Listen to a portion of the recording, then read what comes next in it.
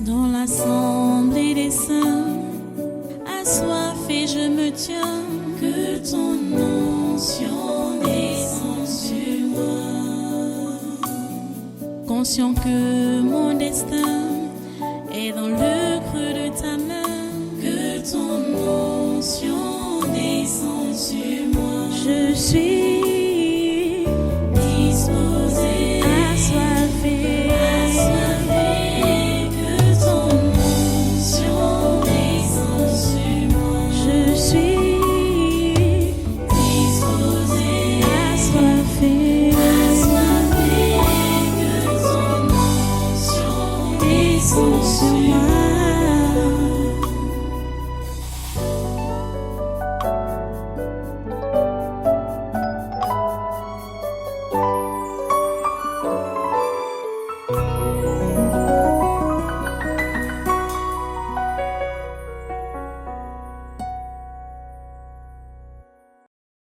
Alléluia.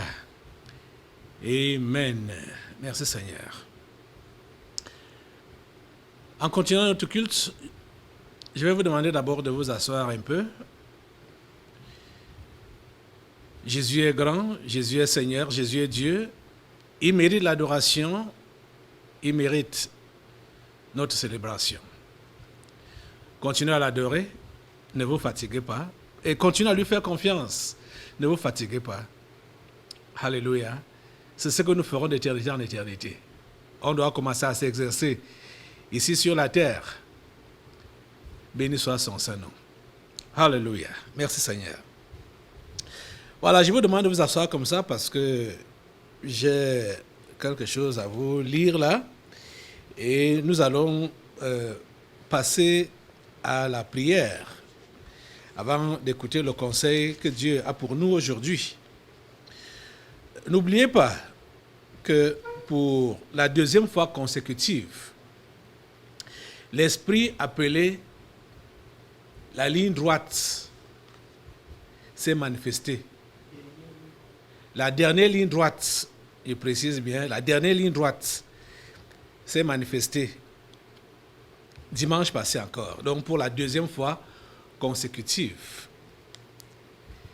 C'est comme si certains d'entre vous là, quand vous êtes devant le fait accompli, vous oubliez que nous avons été avertis par Dieu par rapport à certains événements. La dernière ligne droite, et c'est concernant quoi? Concernant le mensonge du coronavirus et l'engagement de Dieu à sauver l'humanité. C'est la dernière ligne droite. Et quand on parle de dernière ligne droite, je vous rappelais dimanche de relire un peu le livre d'Exode, seulement même déjà les 3 premiers chapitres. Exode chapitre 1, chapitre 2, chapitre 3. Bon, allant même jusqu'au chapitre, vous pouvez aller lire peut-être le chapitre 5, 6, quand Moïse était déjà donc envoyé face à face avec Pharaon pour lui dire que Dieu m'a dit que tu dois laisser aller mon peuple. Qu'est-ce qui s'est passé? Pharaon a redoublé la charge des travaux qu'Israël était en train d'exécuter. Donc la souffrance s'est multipliée. C'était déjà le temps de... La délivrance était déjà proche. Et c'est là que le diable a voulu jouer ces dernières cartes. C'est comme ça. La dernière ligne droite. Nous sommes à la dernière ligne droite. Où que tu sois, chrétien véritable, tu entends le son de ma voix, tu suis les conseils de Dieu à travers cet autel. Il faut que tu comprennes que nous sommes à la dernière ligne droite. Et il n'est pas question pour toi et moi de baisser les bras, quelles que soient les circonstances. Quelles que soient les circonstances, il n'est pas question de baisser les bras. Le monde entier saura et verra que les tyrans ont exagéré. Ils ont voulu mettre leurs doigts dans l'œil de Dieu. Et Dieu a dit, non, je ne suis pas quand même à ce niveau-là. C'est moi Dieu, c'est moi le Créateur, c'est moi le dominateur. Et il va prononcer son jugement. Vous comprenez ça? Je suis confiant. Je sais, je vous dis la plus, je suis confiant. Quelle que soit la tournure des événements, je suis confiant que Dieu ne peut pas laisser impunis les tyrans de ce monde. Je suis confiant. Je suis confiant. Quelles que soient les tribulations qu'ils ont eu à imposer aux enfants de Dieu ou qu'ils vont imposer aux enfants de Dieu, Dieu a le dernier mot dans cette affaire. Je vous assure. Ne tremblez pas, ne paniquez pas. Vous savez, on ne peut pas vous dire ce qui se passe là-bas, dehors, sous d'autres cieux, en dehors du ciel du Cameroun. On ne peut pas vous dire. Les médias n'en parlent pas souvent. Et quand ils parlent, ils vont tirer seulement la couverture de leur côté. Je parle des médias d'État, hein. Ils ne peuvent pas montrer. Mais je peux vous dire que les gens sont déjà fatigués avec ce mention du corona. On vous parle seulement de la propagande, de comment les gens se font vacciner, comment le vaccin est commandé dans tel pays, dans tel autre, comment machin. Et quand on évoque même un peu le côté des dégâts que ça cause, très rapidement, ils s'étouffent. Et ils remontent encore au créneau seulement pour parler comment ça évolue, machin, tout ça là. C'est de la propagande. C'est de la propagande. C'est la dernière ligne droite. Et nous devons le ressentir. Nous devons le ressentir. Si ça ne se voit pas comme ça, on ne peut pas savoir que c'est la dernière ligne droite. C'est-à-dire, si on ne ressent pas ça, vous, fidèles de la liberté, et vous, je parle de vrais chrétiens du monde entier qui m'écoutez, qui vous combattez pour la vérité, vous êtes en train de ressentir. Vous allez ressentir ça en vous. Vous allez ressentir ça sur vous. Ça ne doit pas vous effrayer. Ça ne doit pas vous faire peur. Vous comprenez? Il faut tenir ferme, il faut tenir le coup pour dire non au mensonge et se tenir derrière la vérité qui est Jésus.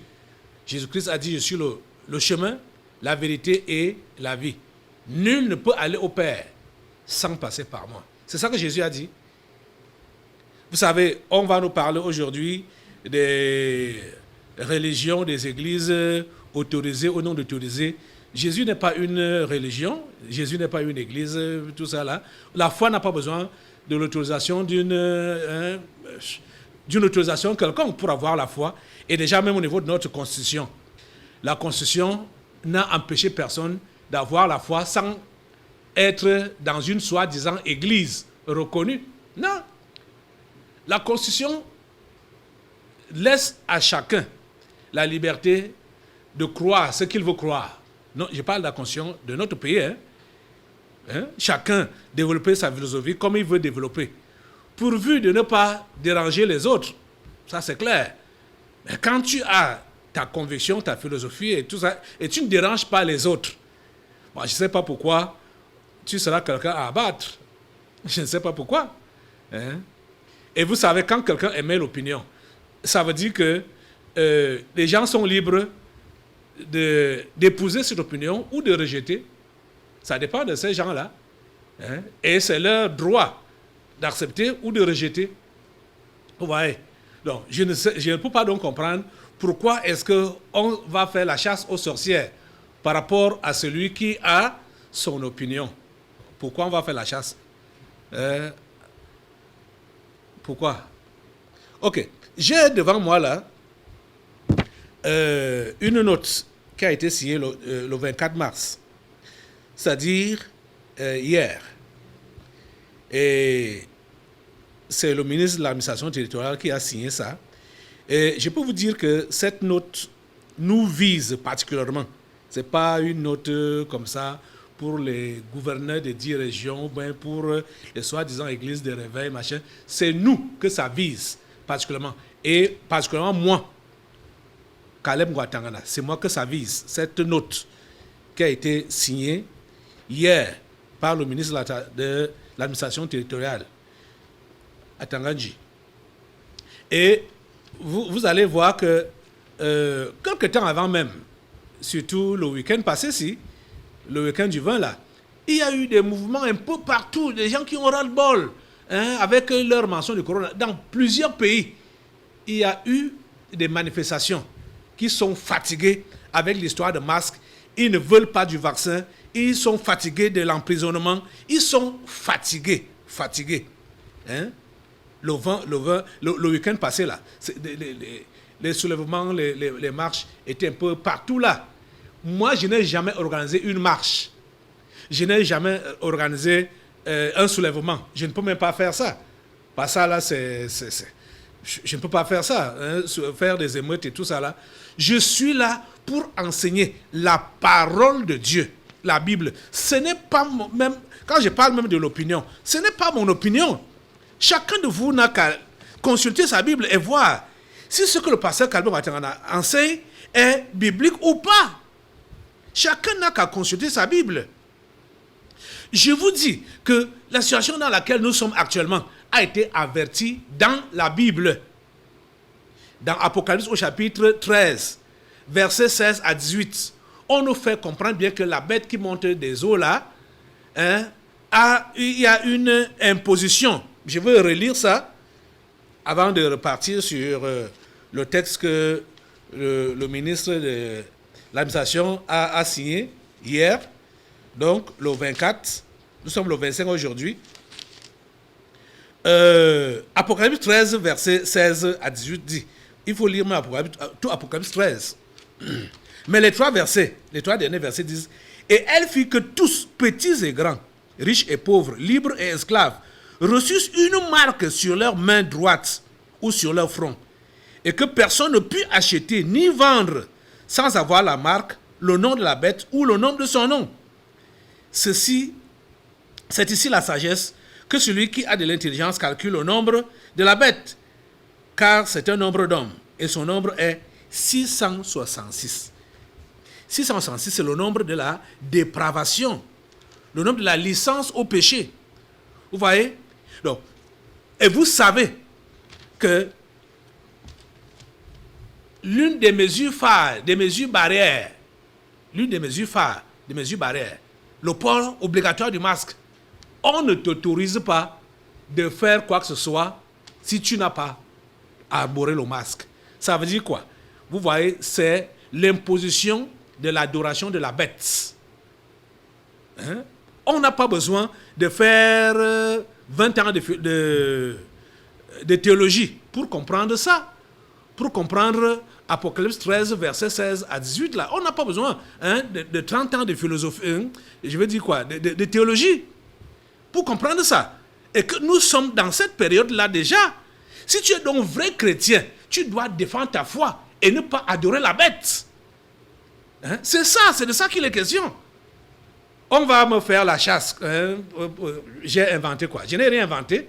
Je vous dis que nous sommes dans cette situation à l'heure actuelle, depuis l'année passée jusqu'à présent, et que quand tu es vrai chrétien, tu ne plies pas ton genou devant la bête, c'est tout.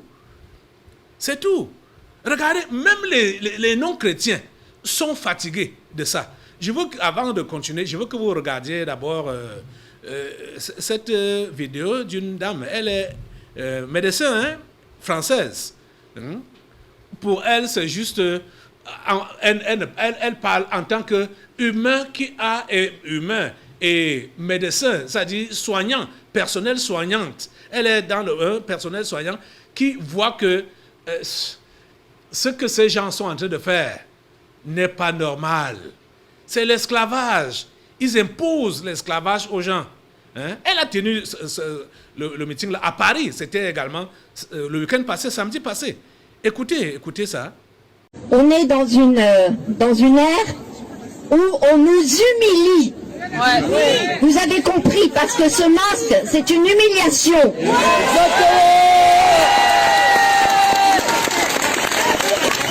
C'est une humiliation insupportable. Pourquoi est-ce qu'on me met un masque? Parce qu'on me fait croire que je suis malade. Mais moi, je revendique mon statut d'être un être responsable. Bravo. Si je me sens malade, je ne vais pas sortir dehors. Bravo.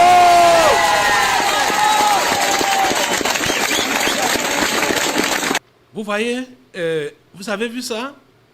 Alexandra Haréon, elle parle de l'humiliation. Quand on impose un masque pour humilier, elle est simple. Elle est humaine. C'est une femme. C'est un humain. Vous comprenez ça? Moi, je suis homme de Dieu. Et je prends la chose de l'angle de Dieu.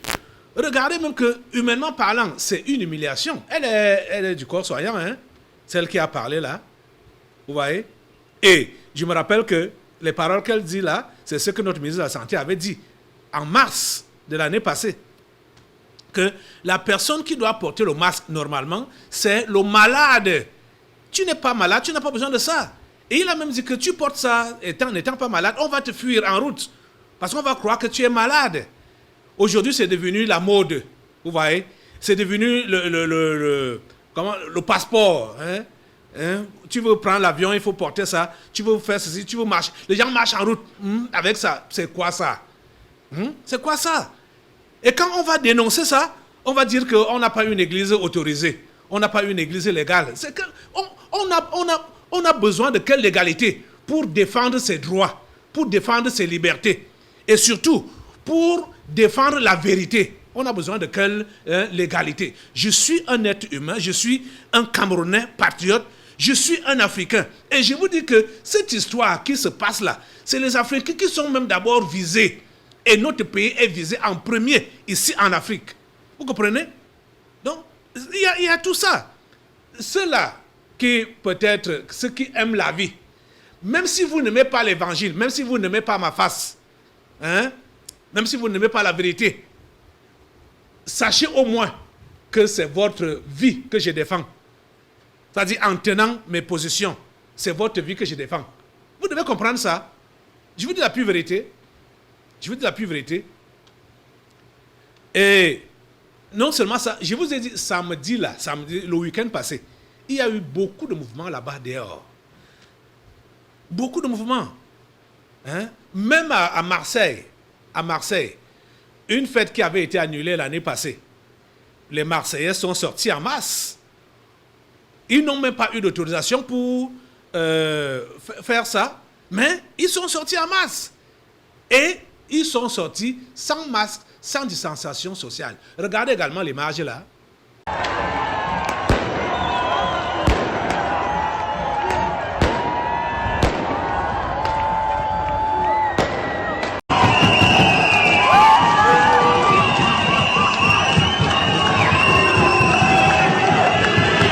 Menschen unbehelligt durch die Straßen ziehen.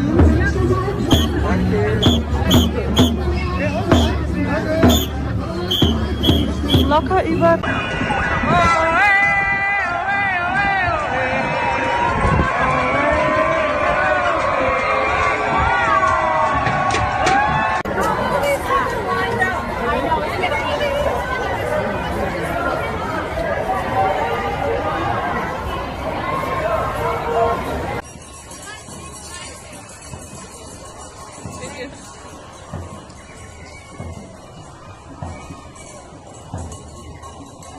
Internetverbinding. Er zijn dus een heleboel mensen die nu momenteel rondlopen.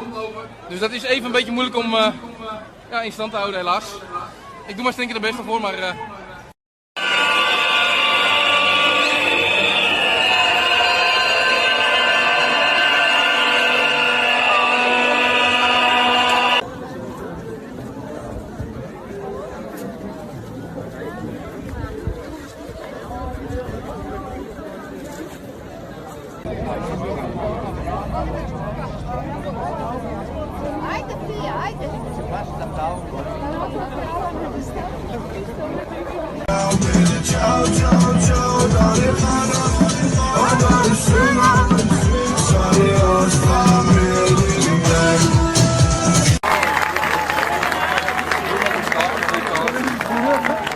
Das gilt auch für die aktuellen Impfungen. Die Stand heute gar keine Impfung.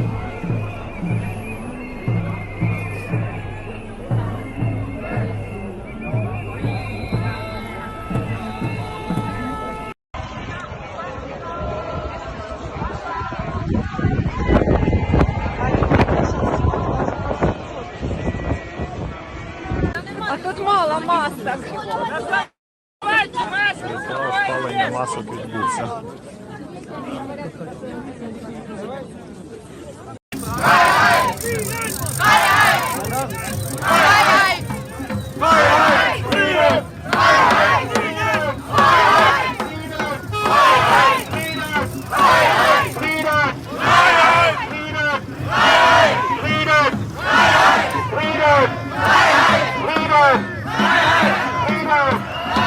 Vous voyez, c'est pour vous dire quoi? Les gens ont ras-le-bol. Ils sont fatigués. Ils sont fatigués.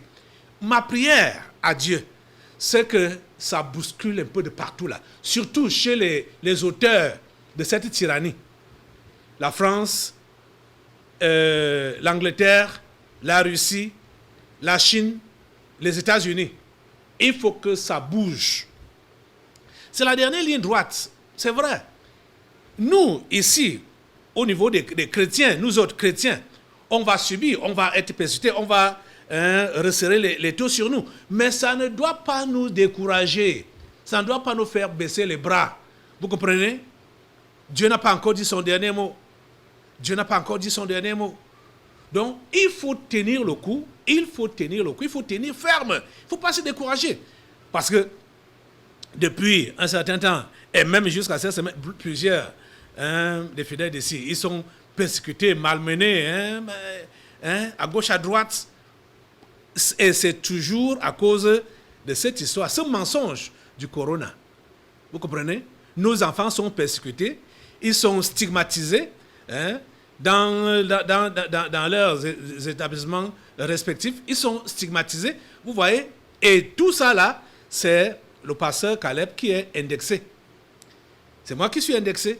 Jusqu'à ce que le 24, donc, hier, le ministre de l'administration territoriale sort une note adressée aux gouverneurs des régions. Ils ont fermé notre église depuis le 5 août de l'année passée. Et ils sont toujours après nous. Ils sont en train de faire les tours pour voir si on a réouvert, si on fait les culs là-dedans. L'église est fermée. Ils ont cette certitude-là. L'église est fermée, le bâtiment, le temple est fermé. Mais Dieu continue à agir comme il peut et comme il est capable d'agir. Vous comprenez ça? Donc c'est ça qui les énerve et ils veulent museler Dieu. Vous ne pouvez pas museler Dieu. Vous ne pouvez pas museler Dieu. Cette affaire, le combat n'est pas contre Caleb Ouattara, le combat n'est pas contre un homme. Je vous dis la pure vérité, le combat n'est pas contre un homme. Vous êtes en train de pousser votre bouchon là très loin, parce que c'est contre Dieu que vous combattez. Je ne suis rien. Je ne suis rien du tout. Rien du tout. Je ne suis que le porte-parole. Le porte-parole de Dieu. Vous comprenez ça? Je vais vous lire sa note que j'ai devant moi ici, là. Ça a été signé donc le 24 mars 2021. Le ministre de l'administration territoriale à messieurs les gouverneurs des régions, objet, dérive de certaines églises, dites de réveil, en rapport avec la lutte contre la propagation du Covid-19. Il m'a été donné de constater qu'en dépit des mesures prises par le gouvernement dans le cadre de la lutte contre la propagation du coronavirus, notamment le respect scrupuleux des mesures barrières, plusieurs pasteurs des églises dites de réveil, qui n'ont en réalité aucune existence légale au Cameroun, continuent de véhiculer des messages qui vont à l'encontre des très hautes instructions du chef de l'État. En effet, certains pasteurs interdisent à leurs fidèles le port du masque. D'autres rejettent le protocole de traitement validé par le gouvernement. D'autres encore, dans une forme de charlatanisme, prétendent que le coronavirus n'existe pas et que, quand bien même cette maladie existerait, il suffirait d'élever des prières pour s'en prémunir. Il y en a même qui prétendent administrer un traitement aux malades atteints de Covid-19 à base d'eau simple. qu'ils présentent aux fidèles comme étant de l'eau bénite. L'année dernière déjà, plusieurs enfants fréquentant les églises en cause n'ont pas présenté les examens officiels, au motif fallacieux que leurs pasteurs leur ont interdit de porter le masque, pourtant exigé pour accéder aux salles d'examen. Bien évidemment, le résultat de ces dérives est le décès à leur domicile de nombreux patients, parce qu'en toute naïveté, ils font confiance aux prêches irresponsables de leurs pasteurs, qui sont généralement de moralité douteuse. Face à ces agissements dangereux pour la population, je vous prescris de procéder à la fermeture systématique des églises dont les pasteurs tiennent des discours contraires aux mesures édictées par le gouvernement en vue de freiner la propagation du Covid-19. Les pasteurs devront en outre être interpellés pour répondre de leurs actes devant les juridictions compétentes. Je vous engage à une rigueur soutenue dans l'application des présentes directives, au moment où le chef de l'État invite les Camerounais à davantage de prudence et au respect scrupuleux des mesures barrières. Signé Atangan Paul, ministre de l'administration territoriale. Voilà sa note. Et il a voulu juste généraliser pour ne pas interpeller le gouverneur du centre. Et il a parlé des gouverneurs des 10 régions, les interpellant des pasteurs qui interdisent à leurs fidèles d'arborer le masque, dit que les pasteurs des églises l'année passée ont interdit aux enfants de porter le masque et leur ont empêché de composer. Ça, ce sont des histoires. Et il a même parlé de moralité douteuse. Donc ça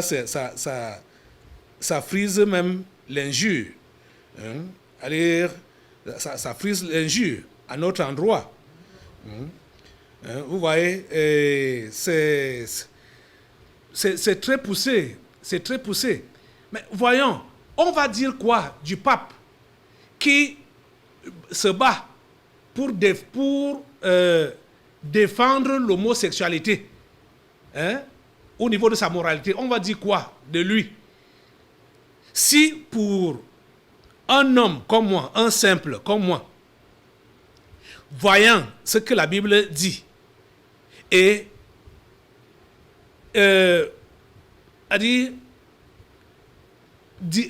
interpellant donc les uns et les autres, parce que je ne parle pas seulement aux gens qui viennent à l'église ou qui vont à l'église, dans les églises, je parle à toutes les bonnes âmes, les âmes conscientes, de comprendre que l'humanité est en danger et cela a été préparé longtemps à l'avance. L'humanité est en danger et il faut se préserver de ce danger-là en croyant en Jésus et en pratiquant sa parole pour ne pas suivre bêtement ce que les poltrons africains sont juste en train d'appliquer comme ça là. Parce qu'en fait, ces histoires de mesures barrières ou bien cette histoire de maladie à coronavirus, ça ne vient pas de l'Afrique, ça ne vient pas de nos gouvernements, ça ne vient pas du chef de l'État, ça ne vient pas de Paul Biya, ça vient de l'Occident. Ça, c'est une nouvelle colonisation, c'est du néocolonialisme.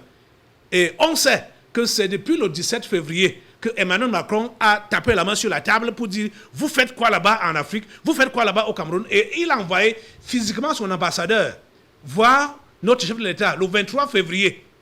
Et c'est depuis ce temps-là que les histoires de mesures barrières sont revenues à la table en force.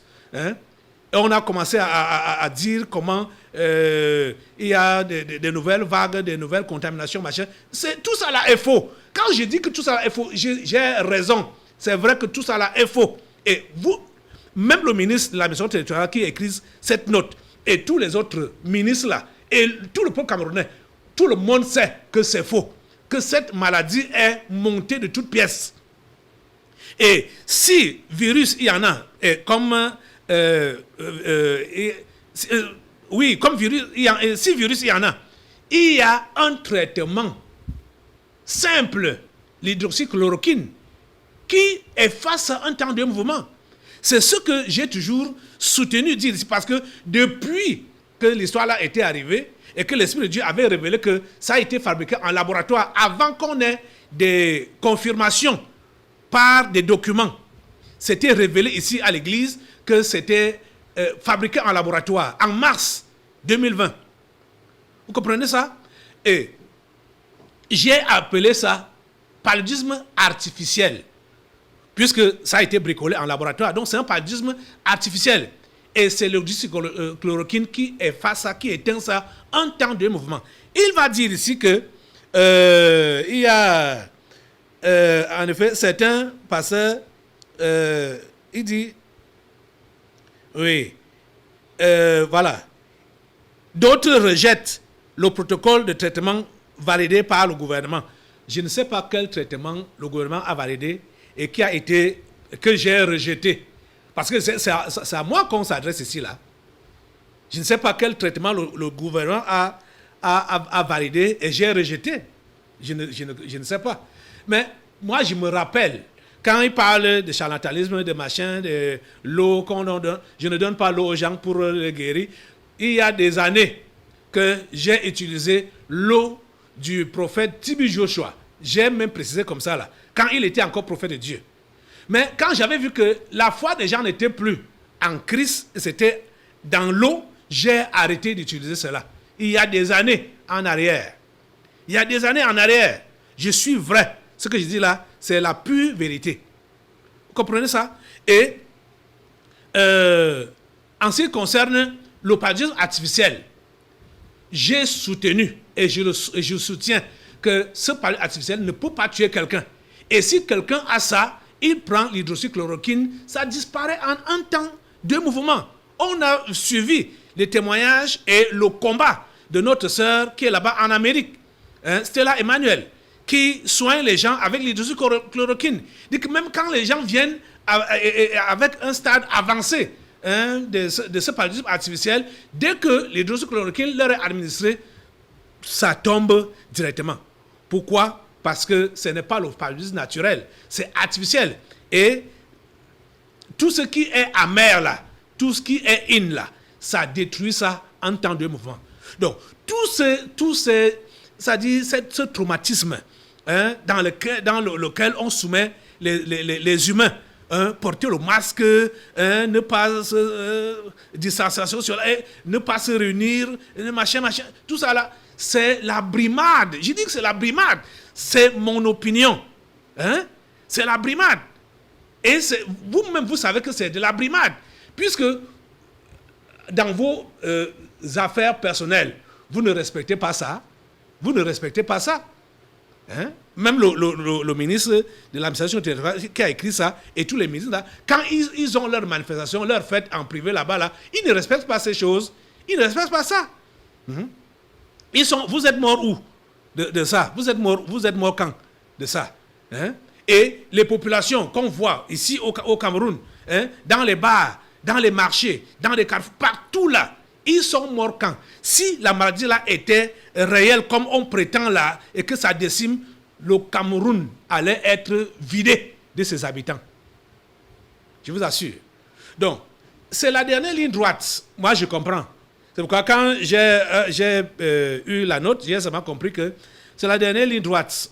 Donc, il n'y a rien à faire. Mais j'ai pris la lettre-ci, j'ai montré ça à Dieu. J'ai dit à Dieu, Dieu, toi-même lis. Voilà les menaces qu'on est en train de proférer contre toi. Je suis qui? Mais c'est contre toi qu'on est en train de proférer ces menaces. Et je me suis rappelé que, au temps du premier réveil, dans la Bible, dans les Actes des Apôtres, les apôtres ont été menacés comme ça, là.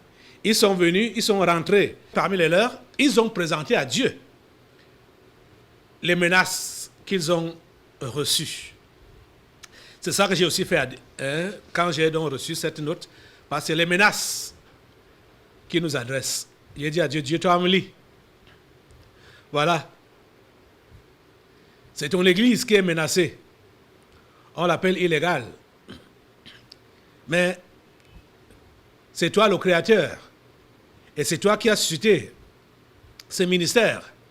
Et voilà les menaces qui lui sont proférées. Toi-même lis et réponds à nos persécuteurs. C'est ça que j'ai dit à Dieu.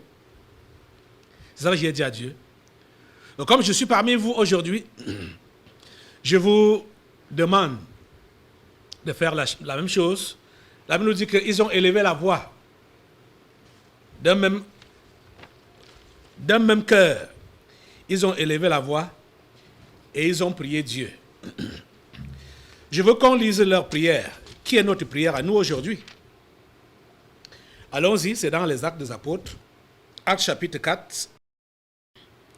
Après avoir été, à partir du verset 23, après avoir été relâchés, ils allèrent vers les leurs et racontèrent tout ce que les principaux sacrificateurs et les anciens leur avaient dit.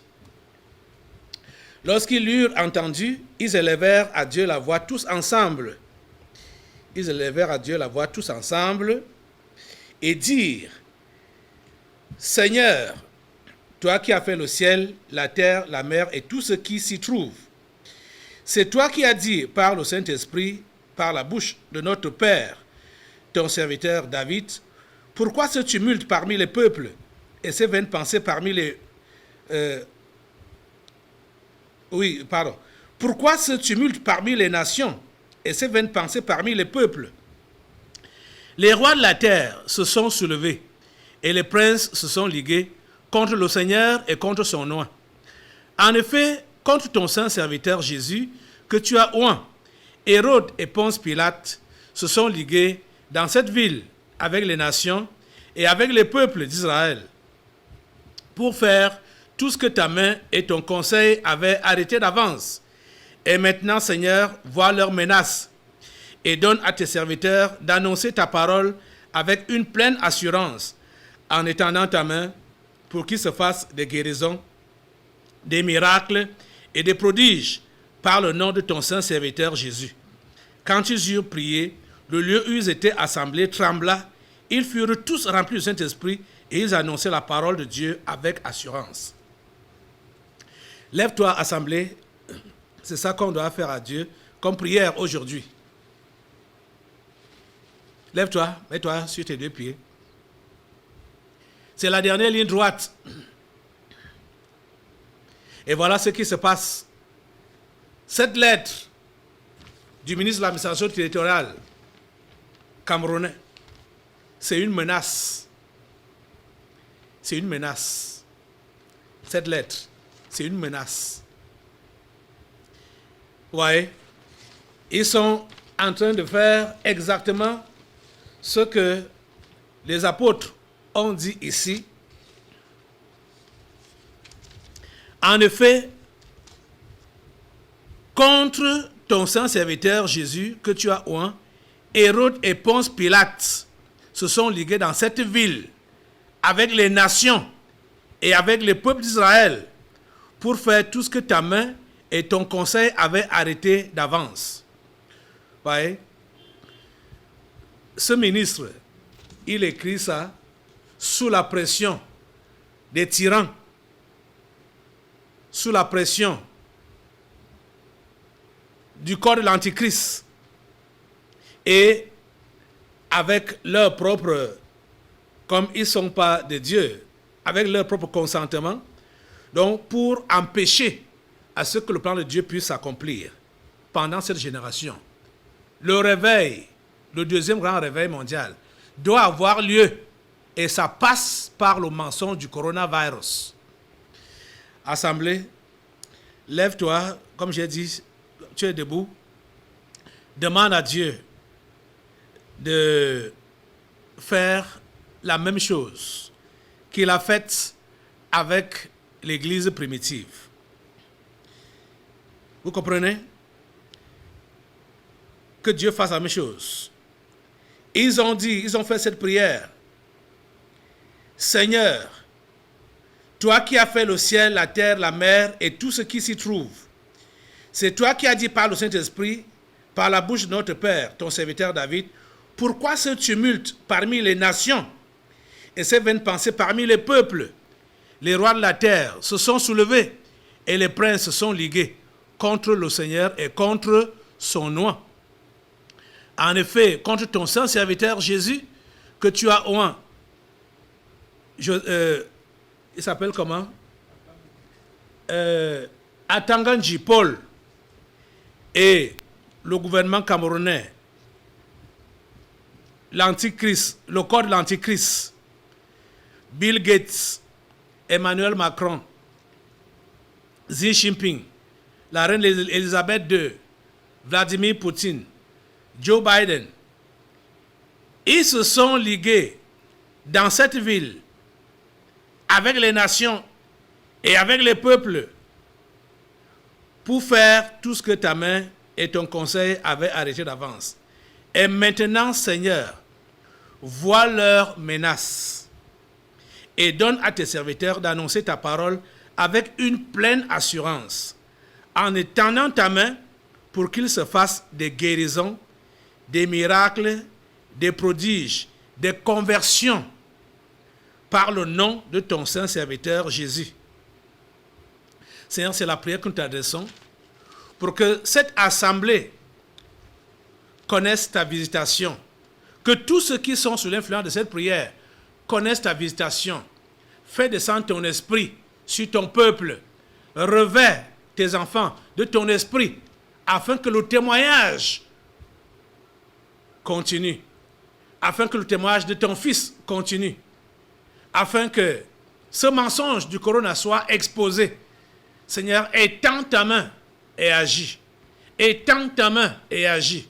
Esprit Saint, descend en ce lieu, partout où ma voix est entendue, partout où ces images sont regardées. Seigneur, étends ta main et renouvelle tous ces gens, renouvelle tous ces gens, renouvelle tous ces gens, permets que ce soit pareillement comme à l'église primitive, avec les apôtres Pierre, Jean, Jacques et le reste. Ô Dieu, nous attendons à toi. À toi la gloire, l'honneur et la puissance, parce que tu entends nos prières. Merci Seigneur. Merci Seigneur. Merci Jésus. Alléluia. Alléluia. Amen. Amen. Dans l'assemblée des saints, assoiffé je me tiens, que ton onction descende sur moi. Conscient que mon destin est dans le creux de ta main, que ton onction descende sur moi. Je suis